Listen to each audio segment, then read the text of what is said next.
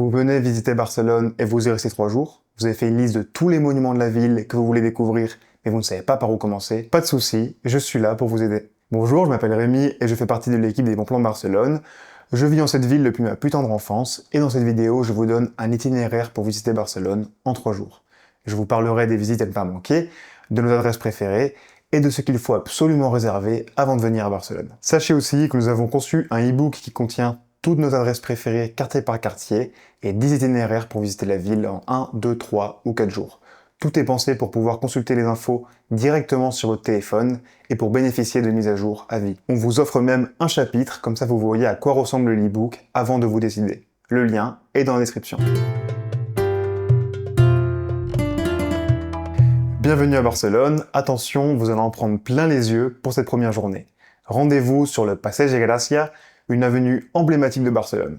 C'est là que se trouvent 2 maisons signées Gaudí, la Casa Milà, que l'on appelle aussi la Pedrera, et la Casa Batlló. La façade de la Casa Milà est impressionnante puisqu'elle ondule un peu comme une vague de pierre, et son toit terrasse, où des cheminées en forme de guerrier montent la garde, offrent une vue impressionnante sur toute la ville. Un peu plus bas sur l'avenue, la Casa Batlló est une maison de toute beauté, autre produit de l'imagination de Gaudí. Sa façade colorée et son toit en forme de dragon ne vous laisseront certainement pas indifférents. Si vous avez l'envie et l'énergie, vous pouvez les visiter toutes les deux.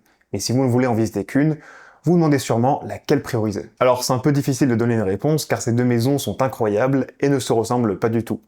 La Casa Batlló est aussi féerique qu'aquatique, c'est un peu bizarre comme description, mais ce n'est qu'en la visitant que vous comprendrez mieux ce que je veux dire. La Casa Milà est ondulante, moins colorée et un brin plus sobre, mais tout aussi impressionnante.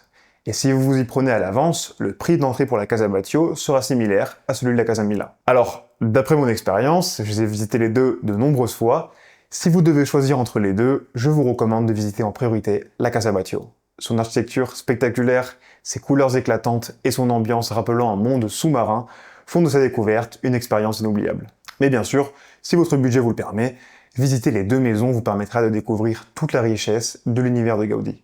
Dans tous les cas, prenez le temps de les admirer depuis la rue, car rien que leurs façades sont des œuvres d'art accessibles à tous. Et que vous visitiez la Casa Milà ou la Casa Batlló, pensez à réserver en ligne et à l'avance. Vous évitez la queue, et c'est bien moins cher qu'au guichet. Vous trouverez les liens pour réserver vos billets au meilleur prix dans la description de la vidéo. Une fois là où les visites terminées, redescendez le Passeig de Gràcia vers la Plaça Catalunya, cette grande place ensoleillée qui se trouve au cœur de la ville. Traversez-la, puis empruntez les célèbres Ramblas, cette promenade qui sépare 2 quartiers du centre historique, le Raval et le quartier gothique. Alors, les Ramblas, autant vous prévenir, sont très touristiques, mais elles sont à voir au moins une fois dans votre vie. Vous pouvez vous arrêter au marché de la Boqueria, le plus célèbre et le plus photogénique de la ville, mais certainement pas le plus authentique.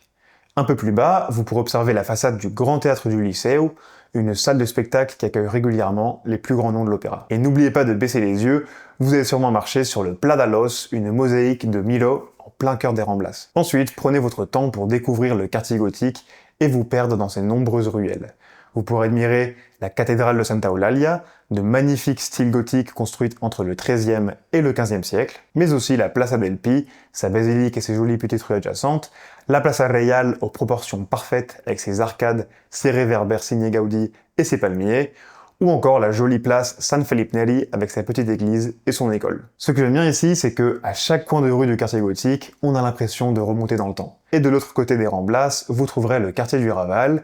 Il est un peu plus brut, mais également plus vivant, avec ses nombreux bars, ses boutiques et ses musées. Dans le Raval, vous pourrez découvrir le musée d'art contemporain de Barcelone, le MACBA, et son esplanade où se retrouvent les skateurs barcelonais.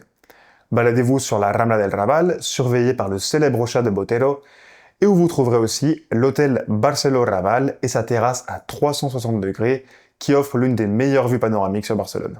Et ne manquez pas le Palais Güell de Gaudí, une maison plus majestueuse et sobre que la Casa Milà ou la Casa Batlló, qui était un hôtel particulier conçu pour la famille de son mécène, Eusebi Güell.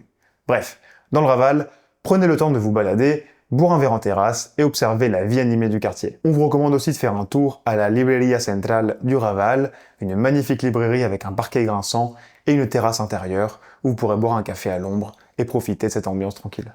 Petit conseil avant de continuer, dans le centre historique et sur les Ramblas, surveillez bien vos affaires, car ce sont des endroits très touristiques et les pickpockets le savent aussi. Ils sont pas agressifs, mais ils sont très discrets et habiles. Gardez toujours une main sur votre sac Évitez de sortir votre téléphone n'importe où. En étant vigilant, vous passerez un séjour tranquille. Ensuite, revenez sur les Ramblas et longez-les jusqu'au port de Barcelone. Derrière la statue de Christophe Colomb, une petite pause près du port d'où partent les golondrinas ou les catamarans vous permettra d'admirer les jolis reflets de la mer entre les bateaux.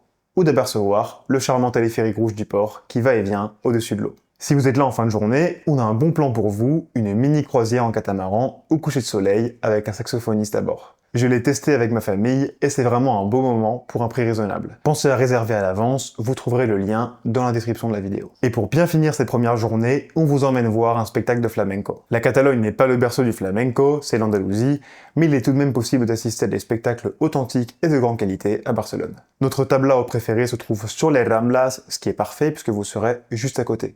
Réservez votre place à l'avance car le spectacle affiche souvent complet. Vous avez aussi le lien dans la description. Et ensuite, reposez-vous, dormez bien avant cette deuxième journée de notre itinéraire en 3 jours. On entame la deuxième journée et c'est sans doute celle qui vous fera le plus rêver. Aujourd'hui, on part à la découverte des 2 plus grands chefs-d'œuvre de Gaudí, la Sagrada Familia et le Parc Güell. On commence par la Sagrada Familia, le monument le plus visité de Barcelone, et honnêtement, ça se comprend. À peine arrivé, ses façades extérieures offrent un véritable festival de formes, de détails architecturaux et de symboles. On pourrait les contempler pendant des heures, mais il serait vraiment dommage de s'arrêter là. Parce que, même si ses façades sont étonnantes et ses tours impressionnantes, c'est l'intérieur de cette basilique absolument hors du commun qui vous éblouira. Sa lumière, sa pureté, ses piliers en forme de palmier qui forment une forêt symbolique au sein de cette immense basilique, les reflets de ses vitraux, tous les détails de ce merveilleux chef-d'œuvre forment un ensemble à couper le souffle. Et un conseil super important avant de venir, réservez votre entrée plusieurs semaines, voire mois à l'avance.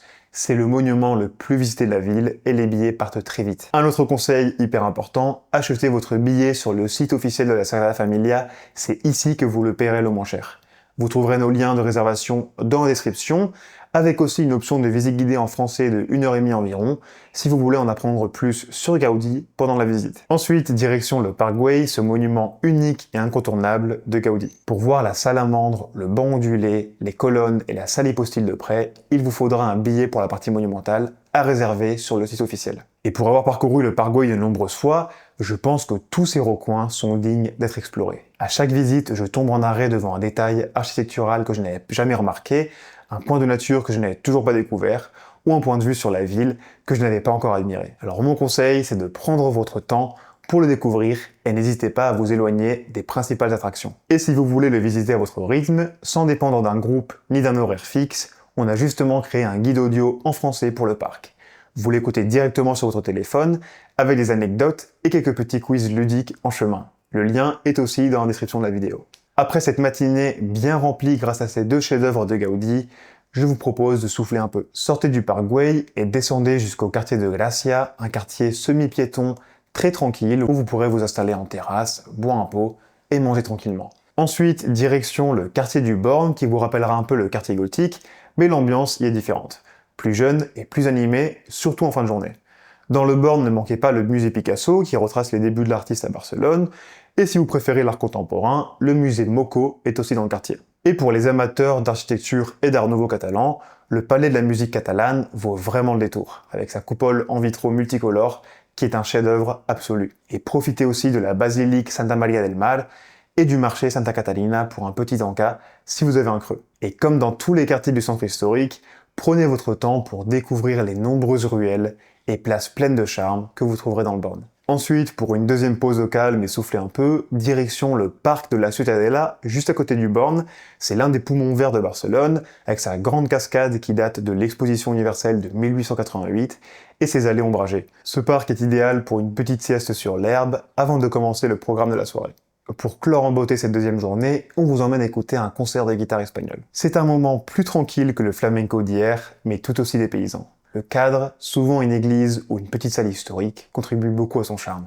Réservez votre place à l'avance, le lien est dans la description. Pour cette dernière matinée à Barcelone, on grimpe sur la colline de Montjuïc. Ici, depuis les hauteurs de la ville, vous aurez le choix entre découvrir des parcs, des fondations, des musées, des installations sportives datant des JO de 1992 et un panel d'activités qui vous permettront de passer une demi-journée des plus variées. Si vous aimez l'art, la Fondation Miró retrace tout le parcours du peintre catalan, et le MNAC, le Grand Musée National, vous fait traverser 1000 ans d'art catalan dans un cadre absolument superbe. Le Cacha Folom complète bien le tableau avec des expositions temporaires toujours très soignées. Si vous préférez l'histoire, vous pouvez aller visiter le château de Montjuïc qui domine toute la colline. Et si vous aimez le sport, rendez-vous à l'Anneau Olympique, hérité des Jeux de 1992, avec sa piscine et son stade. Et entre deux visites, on a un bon plan pour vous. Arrêtez-vous au bar Sals. C'est une petite terrasse sans prétention, mais avec une vue imprenable sur la piscine olympique et sur la ville. Vous pouvez aussi vous arrêter à Poblasec, un peu plus bas, un quartier qui fait partie du district de Montjuïc. Et si je vous en parle, c'est que j'imagine qu'une tournée sympa de tapas peut être un plan qui vous tente. Dans ce cas, je vous invite à parcourir sa rue Blaye et à passer de bar en bar pour tester les différentes tapas exposées sur chaque comptoir. Pour rejoindre la suite du programme, vous pouvez aussi prendre le célèbre téléphérique rouge depuis Montjuïc, vous survolerez une partie de la ville et vous arriverez directement vers le port. Parce que maintenant, direction la plage ou la promenade en bord de mer si vous préférez juste vous dégourdir les jambes. Selon la saison, vous pouvez faire un plouf dans la Méditerranée ou simplement lézarder un moment au soleil. Et juste à côté, ne manquez pas le dernier des 4 quartiers du centre historique, la Barceloneta.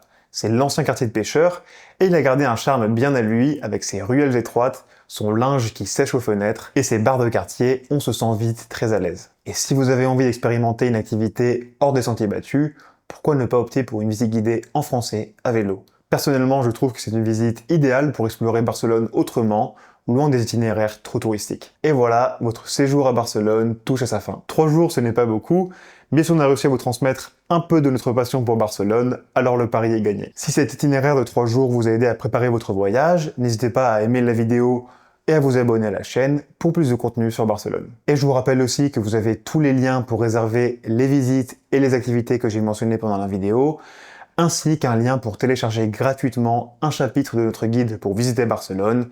Tous les liens sont dans la description de la vidéo et les commentaires. Profitez de votre séjour à Barcelone, vous l'avez bien mérité, et je vous dis à très bientôt pour une prochaine vidéo.